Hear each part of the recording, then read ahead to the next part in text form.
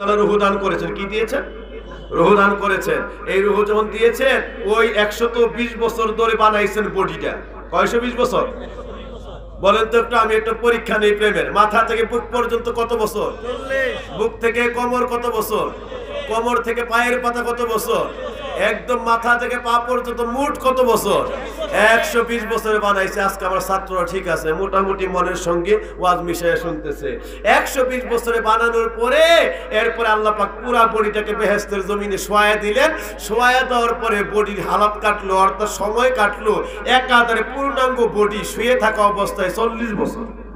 কয় বছর? 40 বছরের পরে আল্লাহ রুহু দিলেন। রুহু কোন জায়গা দিয়ে দিলেন সেই ওয়াজটা করলে আবার অনেক সময় লাগবে, ওইদিকে যাই না আরেকদিন।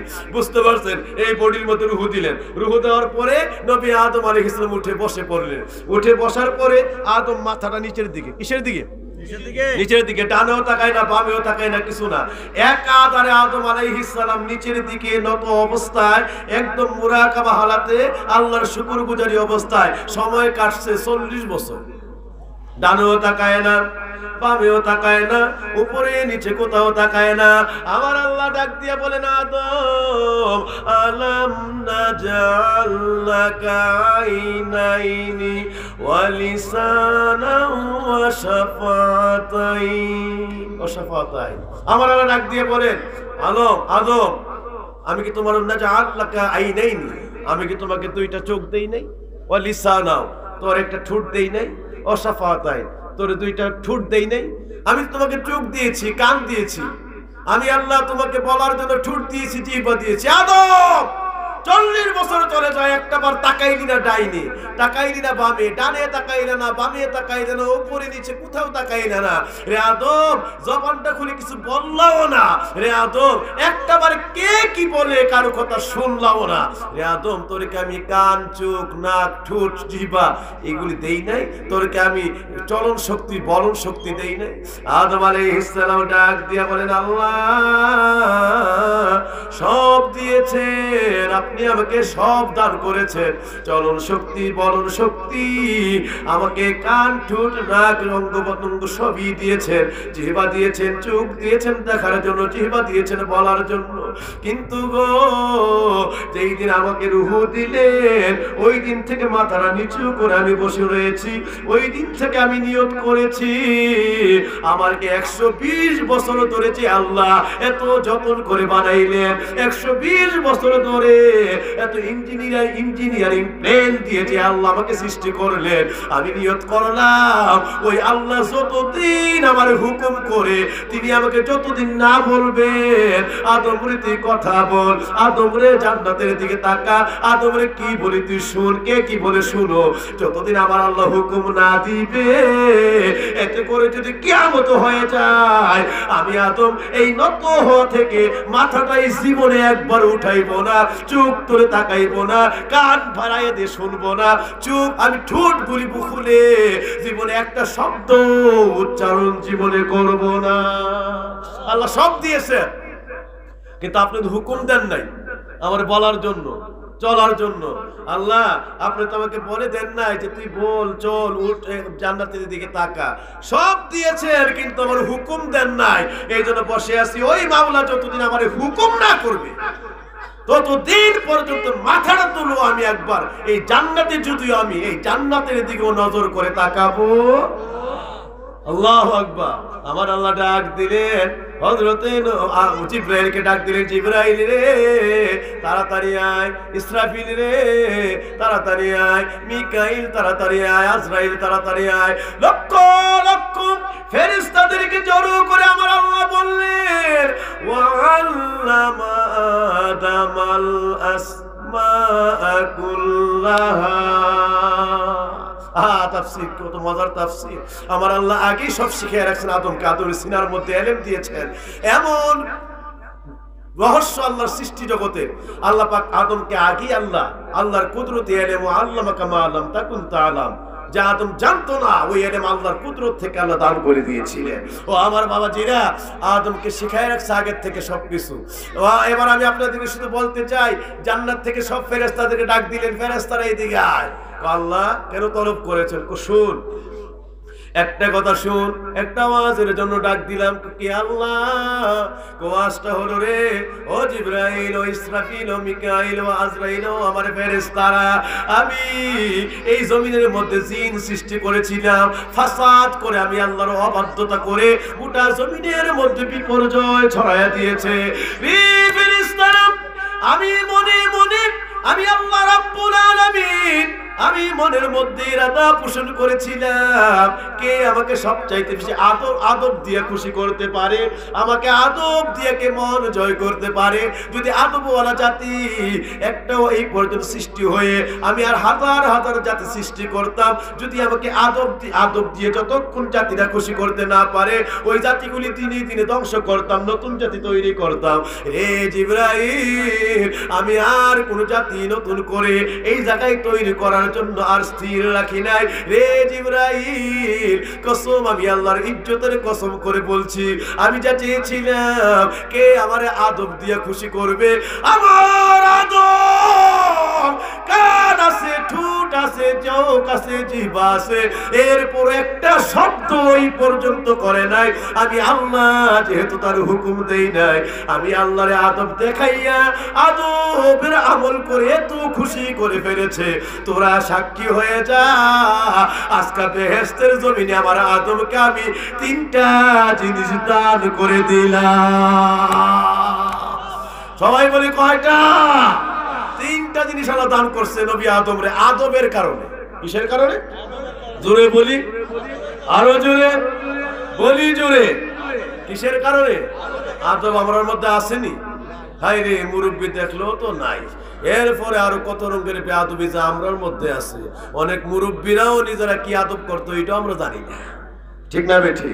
সুতরাং বাবাজিরা আমার, আদম আলাইহিস সালাম সব আছে, তাকাইলে পারতেন, ঠোঁট খুলে কথা বললে পারতেন, কান দিয়ে কারো কথা শুনতে থাকলে পারতেন, শুনেন নাই, কার হুকুমের অপেক্ষায়? আল্লাহকে আদব দিয়ে খুশি করেছেন। আল্লাহ ফেরেশতারা ডাক দিয়ে বলেন, ফেরেশতারা, আদম আমাকে আদব দিয়ে এমন খুশি করেছে, আমি আল্লাহ আর স্থির থাকতে পারি না, এই মুহূর্তে মহা পুরস্কার নিয়ে হাজির হয়েছি, তোমাদেরকে ডেকেছি ওই মাহফিলের মধ্যে, মহা পুরস্কারের মাহফিল। শোনো, আজকের এই দিনে আমি আমার আদমকে 3টা মহা পুরস্কার দান করে দিলাম। আদবের পরীক্ষায় পাস, কয় পুরস্কার? আমার আল্লাহ 3টা পুরস্কার দিলেন। 1 নাম্বার আমার ডাক দিয়া বলেন, রে আদম, আজকের থেকে কিয়ামত পর্যন্ত আমি তুমি এবং তোমার জাতি, যত তোমার সন্তানের জগতে আসবে, যত তোমার সন্তানাদি জগতে আসবে, যত সন্তানাদি জগতে আসবে, কিয়ামত পর্যন্ত তুমি তোমার জাতিকে আমি এই মুহূর্তে কবুল করলাম, আনতাকুনা আশরাফুল মাখলুকাত। কিয়ামত পর্যন্ত তুমি এবং তোমার জাতিকে আমি এই আদবের কারণে খুশি হইয়া গোটা জগতের বুকে আশরাফুল মাখলুকাত বানায়া দিলাম। ওই থেকে আমরা আশরাফুল মাখলুকাত, আমরা আমল দিয়া না। কার আমল? নবী আদম, বাবার আমল দিয়া নবী আদম আলাইহিস সালাম আল্লাহর কাছে আদবের সর্বোচ্চ আমলে আল্লাহর খুশি করে ওই আমলের পুরস্কার হলো আশরাফুল, জোরে বলে আশরাফুল, এই পৃথিবীর সর্বোত্তম জাতি। ওয়ালাকাদ কাররামনা বানি আদম, আল্লাহ পাক বানি আদমকে সারা পৃথিবীর মধ্যে এই মহা সম্মানের ভূষণে ভূষিত করলেন। এই কারণ ছিল আদব, এই আদবের, আল্লাহকে আদবের আমল দিয়ে আদব দেখাইয়া এত খুশি করেছে আল্লাহ পাক। প্রথমেই দান করেছে আদমকে এই আশরাফুল মাখলুকাতের মর্যাদা। 2 নাম্বার, সময় তো সংক্ষেপ, ও আমার বাবাজিরা, হযরতে আদম আলাইহিস সালামকে আমার আল্লাহ ফেরেশতাদেরকে ডাক দিয়ে বলেন, ফেরেশতারা রে, আজকাল থেকে আমি ওয়াদা দিলাম আদমের সিনার মধ্যে আমি কিয়ামত পর্যন্ত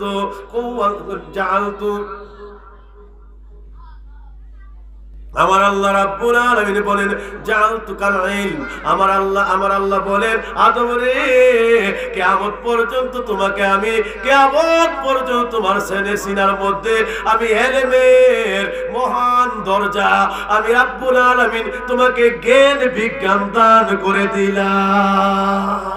ওই আদমে আমার আল্লাহ জ্ঞান বিজ্ঞান দিয়েছে, দিয়ে কই 3 জগৎ তোমার অধীন বানায় দিলাম। কয় জগৎ? এই দুনিয়ার জাহিরি ইলম দিয়া তিন জগৎ অধীন করে দিয়েছে। তিন জগতের একটা জগতের নাম হলো বাবাজিরা আমার, তিনটা স্থানে এই জগতের এই তিন স্তরকে আল্লাহ আদমের অধীন করে দিয়েছেন। এই জ্ঞান দিয়া, বিজ্ঞান দিয়া, এই আদম আলাইহিস সালামের জ্ঞান দিয়া এখন মানুষ পানির নিচে এক দেশ থেকে আরেক দেশে জাহাজে করে চলে যায়, এক দেশ থেকে সাবমেরিনে অপর দেশে তার সকল বার্তা সাকিসে পৌঁছে যায়। এই পানির তলদেশে ডুবুরিরা একদম তার জ্ঞান দিয়া মুক্তা থেকে শুরু করে যা আছে সব আরো আহরণ করে নিয়ে আসে। ও আমার বাবাজিরা, সব কিছু হইল এই পানির তলদেশের বাদশাহী এই আদম লাভ করেছে। আমার আল্লাহ রাব্বুল আলামিন ওই দুনিয়াবি জাহিরি জ্ঞান সিনার মধ্যে দিয়েছেন, ওই জ্ঞান দিয়া পানির তলদেশের বাদশাহী আল্লাহ আদমকে দান করে দিয়েছেন জ্ঞানের মাধ্যমে। দ্বিতীয় নম্বরে এই স্থলভাগের রাজধানী এই বাদশাহী, এই স্থলভাগে এক দেশ থেকে আরেক দেশে গাড়িতে চলে যাওয়া, এক দেশ থেকে আরেক দেশে আপনি বিভিন্ন ভাবে পৌঁছে যাওয়া, আবার এই দেশের মধ্যে এই জায়গা থেকে আপনি অন্য জায়গায় চলে যাওয়া, বার্তা পাঠিয়ে দেওয়া, গোটা বিশ্ব আপনার হাতের কাছে নিয়ে আসা। ও আমার বাবাজিরা, আল্লাহ পাক এই স্থলভাগের বাদশাহী আপনার কাছে দিয়ে দিয়েছেন, সঙ্গে আকাশ দেশের বাদশাহী। প্লেন দিয়ে আপনি আকাশের মধ্যে উড়ে উড়ে, রকেট দিয়ে উড়ে উড়ে এক দেশ থেকে আরেক দেশে পৌঁছে যান। মোবাইলে কথা বলে ইথারের মাধ্যমে সারা পৃথিবীতে আপনার বার্তা ছড়াইয়া দিচ্ছে। আপনার ছবি মুহূর্তের মধ্যে আমেরিকা, লন্ডনে, ফ্রান্স, ব্রিটেনে পাঠিয়ে দিচ্ছে। গোটা আকাশ পথে আল্লাহ যত প্রকার জ্ঞানের কাজ আছে, বাদশাহী আছে, সব কিছু আপনাকে ইলমের মাধ্যমে সারা জগৎ আপনার সিনার আয়ত্ত করে দিয়েছে। ঠিক না ঠিক? সারা জগৎকে আল্লাহ আয়ত্ত দান করে দিয়েছেন। আল্লাহ পাক দ্বিতীয় মহাপুরস্কার দিয়েছেন জ্ঞানের পুরস্কার, যেটা আর বাঘ, ভাল্লুক, সিংহ এর চাইতে মনের মন, টনের টন ওজন হাতি, কিন্তু হাতির মধ্যে এই জ্ঞান নাই। ঠিক না ঠিক? এই জ্ঞান দিয়েছে আল্লাহ মানব জাতিকে, মহা পুরস্কারে ভূষিত করেছেন। আদম আলাইহিস সালাম আল্লাহকে আদব দেখায় মহা নিয়ামত হাসিল করেছেন। ঠিক না ঠিক? এই দ্বিতীয় নাম্বার আদমের এই মহা নিয়ামতের নাম ছিল ইলমের নিয়ামত। আমার আল্লাহ রাব্বুল আলামিন তৃতীয় নম্বরে ডাক দিয়া বলেন, আদম রে জাআলতুকা ইলমুর রুহানিয়া, তিন নম্বরে মহা নিয়ামত দিলাম, এই সিনার মধ্যে আমি তোমারে ইলমে রুহানি দান করে দিলাম। মারিফতের ইলম, মুরাকাবার ইলম আমার আল্লাহ দান করছে। এই পাওয়ার দিয়ে আল্লাহ কই কিসের দুনিয়া, কিসের শুধুমাত্র সাগর পানির জগৎ, কিসের বা দুনিয়ার স্থল জগৎ, কিসের বা আকাশের জগৎ। রে আদম, এমন এক পাওয়ার তোর সিনার মধ্যে আজকে দিয়ে দিলাম। সেকেন্ডের মধ্যে পুরকুলের জমিনে বসলে বাবা হাবিবুর রহমান, সতুরের জমিনে বসলে এই জগতের ওলি আল্লাহ আব্দুল খালিক রহমাতুল্লাহ আলাইহি, সিলেটের জমিনে বসলে হযরতে বাবা শাহজালাল, বাগদাদের জমিনে বসলে হযরতে আব্দুল কাদের জিলানী, এই দুনিয়ার জমিনে বসবে, চক্ষুটা বন্ধ করে যখন খেয়াল করবে, তার মধ্যে আমি তিন জগতের আমি রাব্বুল আলামিন এমন পাওয়ার দান করে দেয়। একটা হলো কাশফুল কুলুব, আরেকটা হলো কাশফুল কুবুর, আরেকটা হলো কাশফুল আরওয়া। কাশফুল কুলুব দিয়া এই দুনিয়ার যত হাল আছে সঙ্গে সঙ্গে ওই খেয়াল করার সাথে সাথে রুহানি ইলম দিয়া, রুহানি নজর দিয়া সবচেয়ে দেখতে শুরু করবে। আর দ্বিতীয় নম্বরে ওই ইলমের পাওয়ার নিয়ে সে যখন ওই মুরাকাবার পাওয়ার নিয়ে আস্তে করে কোন কবরের পাশে বসে যাবে, কাশফুল কুবুরের মুরাকাবায় বসলে কবরের জগতে কখন কি হচ্ছে, কোন কবরে আযাব, কোন কবর জান্নাত, এবং আদম থেকে এই পর্যন্ত কোন কবরের কি হাকিকত, সব তার সিনার মধ্যে রুহানি নজরের ভিতরে চলে আসবে। আর তৃতীয় নম্বরে যে পাওয়ারটা হবে, চোখ বন্ধ করে আমি আরশের মালিক আল্লাহকে পর্যন্ত এই মুরাকাবার মধ্যে সে দেখতে থাকবে। আল্লাহু আকবার। এই তিন নম্বর মহাপুরস্কার বাবাজিরা আমার ইলমে রুহানি দিয়া আল্লাহকে পর্যন্ত বান্দা মুরাকাবার মধ্যে দেখবে। আমার আল্লাহ তার কাছে গোপন থাকবে না। সুতরাং বাবাজিরা আমার, হযরতে এই জন্যই তো বলতে হয়, হযরত ওমর রাদিয়াল্লাহু তাআলা আনহুর কাছে খ্রিস্টান ক্যাথলিকেরা এসে বললেন, অসংখ্য ক্যাথলিক তারা এসে বলেন, ওমর আপনার কাছে 4টা প্রশ্ন নিয়ে হাজির হয়েছি, যদি উত্তর দিতে পারেন আমরা সবাই আপনার কাছে মুসলমান হয়ে যাব, আর উত্তর দিতে না পারলে আজকে ওয়াদা দিবেন আপনি আপনার ইসলাম ধর্ম ত্যাগ করে আমাদের খ্রিস্ট ধর্ম গ্রহণ করে আজকের থেকে খ্রিস্টান হয়ে যাবে। এই যে শর্ত দিয়েছে সহজ না কঠিন? যে শর্ত দিয়েছে সহজ না কঠিন? হযরতে ওমর রাদিয়াল্লাহু তাআলা আনহু বলেন, ঠিক আছে, তোমরা তোমাদের যে আবেদন নিয়ে এসেছো, সওয়াল নিয়ে এসেছো, প্রশ্ন বলো, আমি উত্তর দিব। হযরতে ওমর রাদিয়াল্লাহু তাআলা হুকুম দিলে এবার ক্যাথলিকেরা বলতেছে, ওমর আপনার কাছে প্রথম প্রশ্ন, এই পৃথিবীতে এমন দুই ভাই আছে, ওই দুই ভাই কোন দুই ভাই? সেই দুই ভাইয়ের জন্ম একদিনে, আবার ইন্তেকালও একদিনে। ওমর রে, তোমার কাছে জানতে চাই, আমার আল্লাহর কাছে লেখা ওই দুই ভাইয়ের জন্ম একদিন, ইন্তেকালও একদিন, এরপরও আল্লাহর কাছে লেখা এই দুই ভাইয়ের হায়াতের ব্যবধান 100 বছর। ওই দুই ভাই কোন দুই ভাই? যেই দুই ভাই দুনিয়াতে জন্ম একদিনে, ইন্তেকালও একদিনে। যমজ দুই ভাই, আবার যমজ ইন্তেকাল, একদিনই জন্ম একদিনই ইন্তেকাল। ওমর তোমার কাছে জানতে চাই, এরপর আল্লাহর কাছে লেখা ওই দুই ভাই, এক ভাই থেকে আরেক ভাইয়ের হায়াতের ব্যবধান 100 বছর বেশি। কোন দুই ভাই এই পৃথিবীতে? এই দুই ভাই তোমরা যদি চোখ বন্ধ করেই দেখে থাকো, ওই ভাইরা কোন জায়গায় আছে, এই মুহূর্তেই তারা কোন ভাই, তাদের পরিচয় আমাদেরকে বলে দাও। চোখ বন্ধ করে যদি তোমরা দেখার পাওয়ার থাকে, কিন্তু আছে না নাই? আরে মেয়ে কখনো আছে না নাই? বেশি কষ্ট হচ্ছে? ও আমার বাবাজিরা, ওমর বলেন অসুম্মা, অতঃপর দ্বিতীয় নাম্বার প্রশ্ন কই, ওমর এবার তোমার কাছে জানতে চাই, এই পৃথিবীর বুকে একটা কবর আছে, এই কবরটা ভ্রাম্যমান, সকাল বেলায় এক দেশে থাকলে সন্ধ্যা বেলায় আরেক দেশে চলে যায়। ওমর রে, কবরটা যখন দৌড়াইতে থাকে, ভিতরে লাশটাও দৌড়াইতে থাকে, কবরটা মাঝে মধ্যে খায়, ভিতরে লাশটাও বসে বসে খায়, কবরটা ঘুমায়, লাশটাও ভিতরে ঘুমায়। কবরটা পৃথিবীর এক দেশে থাকলে সন্ধ্যা বেলায় আরেক দেশে হাজির হয়ে যায়, ওই লাশটাও আবার ওই দেশে গিয়ে হাজির হয়ে যায়। কবরটাও শ্বাস ফালায়া, কবরটাও শ্বাস নিয়ে বাঁচে, ভিতরে কবরের ভিতরে লাশটাও শ্বাস নিয়ে জিন্দা। এবার জানতে চাই, ওই ভ্রাম্যমান কবরটা কোন কবর? ওই কবরের লাশের নামটা কি? সহজ না কঠিন? ওমর তোমার কাছে জানতে চাই, আমার টাইম আছে আর 8 মিনিট, তো সুতরাং আমি আর ওয়াজে ঢুকতে পারলাম না। ও আমার বাবাজিরা, অত্যন্ত দলিল সমৃদ্ধ নসিহত, আমি কোরআনের মতন আয়াতের মধ্যে ঢুকে পড়তাম, একের পর এক তাফসীরগুলিকে নিয়ে আসার জন্য। মাত্র ওয়াজের ভূমিকাতে ছেড়ে এখন ওয়াজে ঢুকেছিলাম শুধু বুঝাইবার জন্য। আলহামদুলিল্লাহ যে পড়লাম, আমরা পড়লে কি হয় এই কথাটা শুধুমাত্র একটু বুঝায়া আমি ওয়াজের ভূমিকা থেকে একটু ওয়াজের গভীরতায় জাস্ট তাফসীরে ঢোকার একটু সুযোগ প্রয়াস নিয়েছিলাম। এবার আমি বলতে চাই, শুধুমাত্র তৃতীয় নাম্বারটা, চতুর্থ তার যাব না। বলেছে ওমর, এই পৃথিবীতে এমন একটা জায়গা আছে, এখনো জায়গাটা আছে, জায়গাটা সৃষ্টি হওয়ার পরে আল্লাহর সূর্যের আলো ওই জায়গাতে শুধুমাত্র একবারই পড়েছে, কিয়ামত পর্যন্ত আর কোনোদিন ওই আল্লাহর সূর্যের আলো ওই দেশের মধ্যে পৌঁছবে না। ওমর তোমার কাছে জানতে চাই, ওই দেশটা কোন দেশ? একবারই শুধুমাত্র সূর্যের আলো ওই দেশকে স্পর্শ করেছিল, আর একবারের পর থেকে কিয়ামত পর্যন্ত আর কোনোদিন ওই জায়গায় সূর্যের আলো ডুববে না। এখনো পৃথিবীতে জায়গাটা আছে, ওই দেশটা আছে, ওই দেশটা কোন দেশ? যে জায়গায় আর সূর্যের আলো যায় না। বাবাজিরা আমার, তৃতীয় চতুর্থ নাম্বার প্রশ্ন ছিল, ওমর তোমার কাছে জানতে চাই, পৃথিবীতে একটা জেলখানা আছে, এই জেলখানাটা জিন্দা জেলখানা, জেলখানাটা খায় এবং দৌড়ায়, চলাফেরা করে, সঙ্গে একটা কয়েদি আছে, কয়েদিটা পর্যন্ত জেলখানা যেই দেশে যায় ওই দেশে গিয়ে হাজির হয়ে যায়। জানতে চাই ওমর, এই জেলখানাটা কোন জেলখানা এবং ওই জেলখানার কয়েদির নামটা কি? এখনো পৃথিবীতে আছে ওই জেলখানার। তোমরা যদি চোখ বন্ধ করে জেনেই থাকো, তোমরা যদি এটা জানতেই পারো, তাইলে এখন কোন দেশে জেলখানাটা আছে এই জেলখানার পরিচয় আমাদেরকে শোনায় দাও। এখনই আমরা তোমার থেকে এই উত্তর নিয়ে যদি উত্তর দিতে পারো, আমরা সকলে তোমার কাছে হাতে হাত রেখে মুসলমান হয়ে যাব। ও আমার বাবাজিরা, সুতরাং 4টা প্রশ্ন, এটা খ্রিস্টান ক্যাথলিকের ছিল, নিশ্চয়ই ওয়াজগুলি মনে আছে, সেদিকে আর গেলাম না। মানব সৃষ্টির রহস্য, ওই দিকে আর গেলাম না। আমি শুধুমাত্র আজকে ওই মানব দেহের 3টা ভাগের ওয়াজ, এও আমি প্রথমে শুধু ঢুকেছিলাম, এক ভাগ কার বলেছিলাম, কিন্তু ওই ভাগটার ওয়াজটা এখন ঢুকতে পারলাম না, সময় নেই। আরেক ভাগ বন্দা তার নিজের, আরেক ভাগ হলো প্রত্যেকটা বন্দার কবরের মধ্যে কীট পতঙ্গের জন্য। তবে প্রথম ভাগটার আলোচনা খুবই জরুরি ছিল আমাদের সকলের জানার জন্য, যেহেতু মাত্র আর 6 মিনিট, এই দিকে আর যাওয়ার সুযোগ নাই।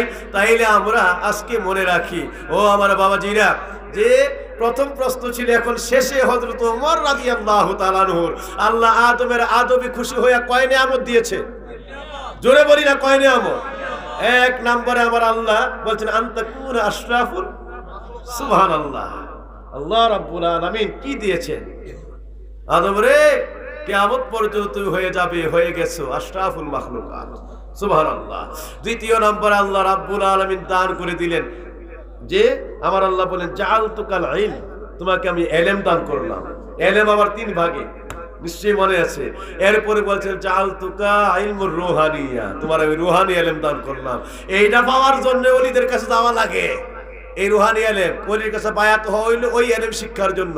ওই ইলম যার মধ্যে নাই, নবী আমার ফরমান সরাসরি এটা বাবাজিরা আমার ইমাম মালিক রহমতুল্লাহ আলাইহির মুআত্তা কিতাবের মুকদ্দমার মধ্যে হাদিসটি এসেছে, মান তাফাক্কাহা ওয়া লাম ইয়াতাসাওয়াফা ফাকাত তাফাসসাকা ওয়া মান তাসাওয়াফা ওয়া লাম ইয়াতাফাক্কাহা ফাকাত তাজান্দাকা ওয়া মান জামা বাইনাহুমা ফাকাত তাহাক্কাকা। যেই ব্যক্তি শুধুমাত্র শরীয়ত আঁকড়ে ধরলো, ইলমে তরিকত আঁকড়ে ধরলো না, ওই ব্যক্তিটা ফাসিক হয়ে গেল। আর যেই ব্যক্তি তরিকত আঁকড়ে ধরলো, শরীয়তের ইলম আঁকড়ে ধরলো না, ব্যক্তিটা জিন্দিক কাফের হয়ে গেল। আমান জামা বাইনাহুমা, যে ব্যক্তি দুই ইলম শরীয়তকে আঁকড়ে ধরলো, ইলমে তরিকতকে আঁকড়ে ধরলো, নবী বলেন ফাকাত তাহাক্কাকা, সেই ব্যক্তিটা মুহাক্কিক আল্লাহর কামেল ওলিউল্লাহ হয়ে গেল। সুতরাং এই জন্য দুইটা লাগবে। পাখির যদি একটা ডানা ভেঙে যায় আরেক ডানা দিয়ে উঠতে পারে না, একটা মানুষের একটা পা ভেঙে যায় আরেক পা দিয়ে দৌড়াইতে পারে না, দৌড়ায় এসে এবার এই ঈশান্য যমুনা থেকে ঈশান্যগর চলে যেতে পারে না, লাঠি লাগে এই লাগে সেই লাগে, তাও ভালো হাঁটতে পারে না। সুতরাং একটা পা না থাকলে সে ল্যাংরা, হাত না থাকলে সে আতুর। সুতরাং এক হাতে সে সব কাজ করার আর সক্ষমতা থাকে না, এক পায়ে সে দৌড়াইবার ক্ষমতা থাকে না। তো একটা এলেম দিয়া এই আতুর এলেম, আতুর ইসলাম, আতুর আমল দিয়ে আল্লাহ পাওয়ার ক্ষমতা থাকে না। যার মধ্যে এলমে শরীয়ত এলমে তরিকত দুইটা আছে, সেই ব্যক্তি পরিপূর্ণ আল্লাহওয়ালা এবং ওই ব্যক্তিটা স্বয়ং আল্লাহর ওলিউল্লাহ হয়ে যায়। সুতরাং আল্লাহ পাক আমাদের সকলকে তৌফিক দেখ। আর একদিন ইনশাআল্লাহ 4 প্রশ্ন সহ আবার সঙ্গে চলে আসবে মানব দেহের 3 ভাগের নসিহত। কয় ভাগ না? 1 ভাগ কার? 1 ভাগ বান্দা তার, আরেক ভাগ কবরের মধ্যে কীট পতঙ্গের জন্য। আমার আল্লাহ রাব্বুল আলামিন এই নসিহতগুলি আমলের তৌফিক দেন। মন ভরে সংক্ষিপ্ত দোয়া হচ্ছে, আমরা সকলে সূরা ফাতিহা একবার, সূরা ইখলাস শরীফ